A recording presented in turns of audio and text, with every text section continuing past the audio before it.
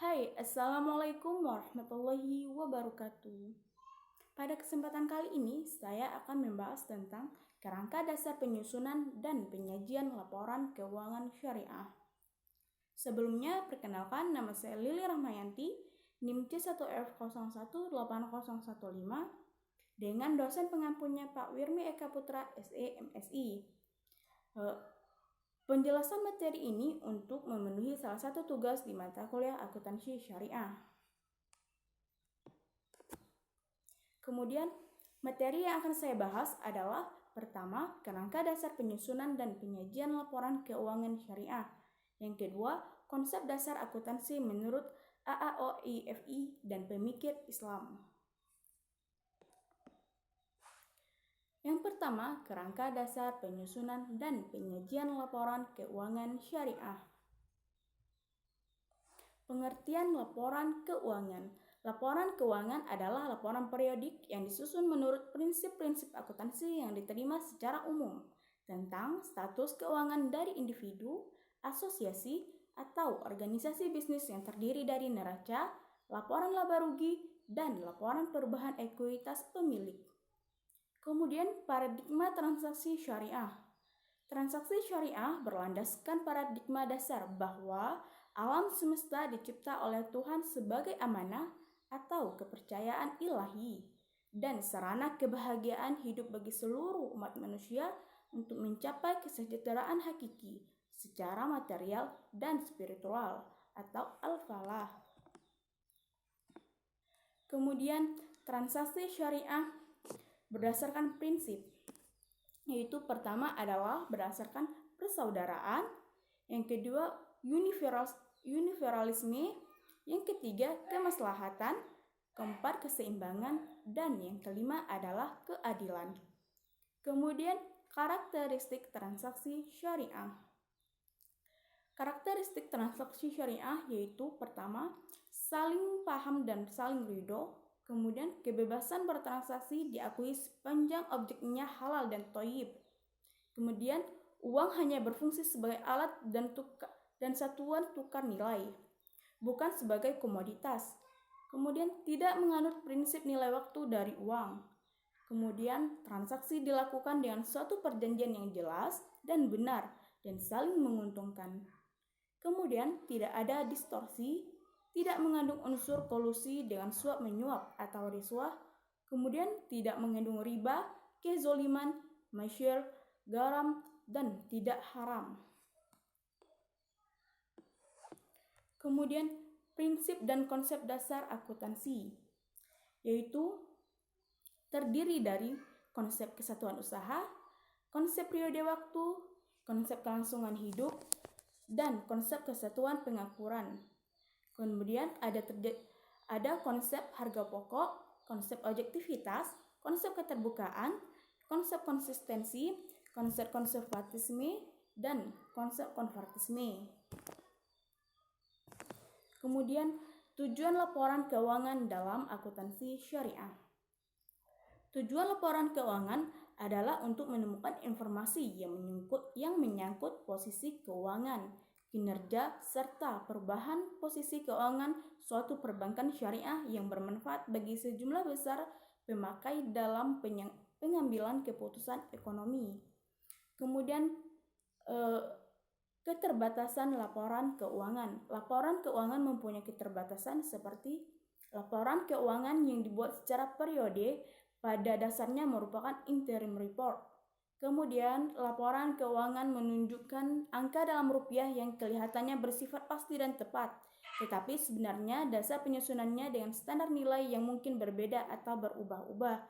Kemudian, laporan keuangan disusun berdasarkan hasil pencatatan transaksi keuangan atau nilai rupiah dari berbagai waktu atau tanggal yang lalu.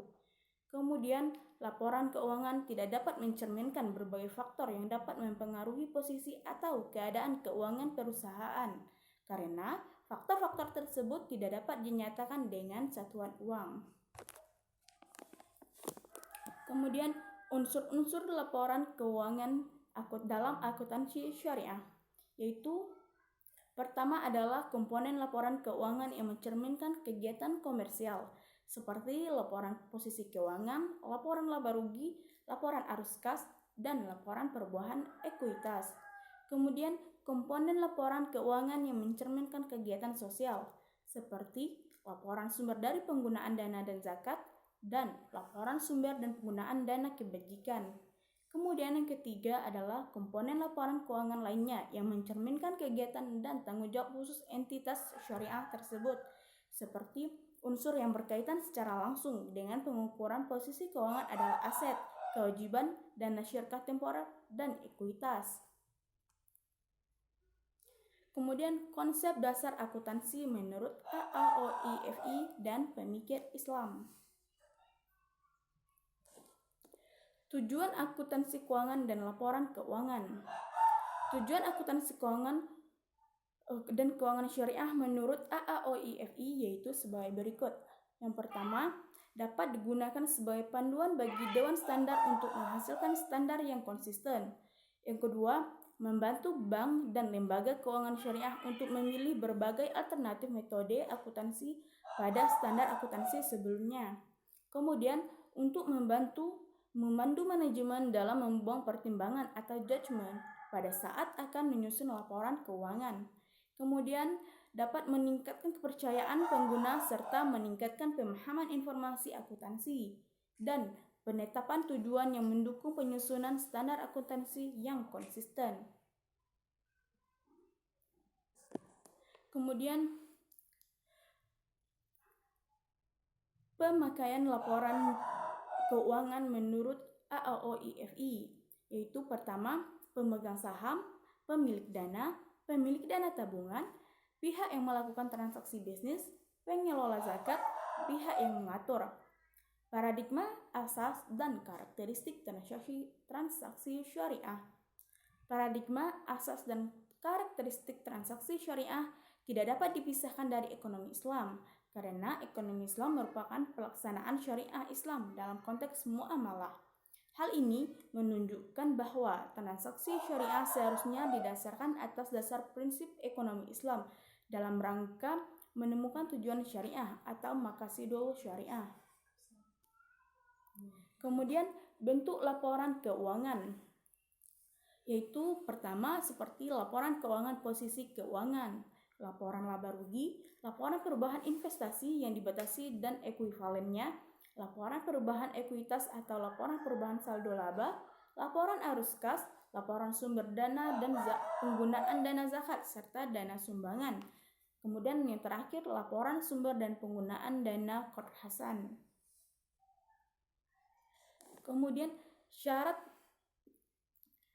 dalam keuangan menurut AAOIFI yaitu pertama, relevan, dapat diandalkan, dapat dibandingkan, konsisten, dan dapat dimengerti. Kemudian perdebatan para pemikir Islam mengenai kerangka akuntansi, yaitu pertama, konsep unit akuntansi. Para ulama fikih, baik klasik maupun kontemporer, serta para pemilih akuntansi Islam masih berbeda pendapat mengenai teori ini. Mereka yang mendukung diantaranya adalah Adnan dan Ghafiqin, Abdurrahman, Atiyah, yaitu konsep tersebut beralasan bahwa dalam Islam ada juga konsep akuntansi yang harus terpisah dari unit akuntansi. Kemudian seperti wakaf, baitul mal, zakat, dan pemerintahan. Sedangkan mereka yang tidak setuju dengan konsep ini diantaranya Gambling dan Karim, kan beralasan bahwa perusahaan adalah bentuk entitas hukum yang tidak dapat dipisahkan dengan pemiliknya, terutama yang berkaitan dengan utang. AAOIFI menerima konsep ini dengan dasar saling mempercayai dan masjid telah mendapat contoh adanya konsep entitas untuk akuntansi yang terpisah dalam masyarakat Islam.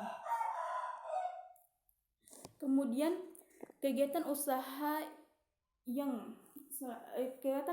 yang boleh dilakukan. Seperti konsep berkelanjutan ini dijelaskan mengasumsi bahwa perusahaan akan terus berkelanjutan di masa yang akan datang. Pendapat ini didukung dengan mengatakan bahwa Islam sangat mendukung orang yang bekerja dan menabung untuk mengantisipasi masa depan.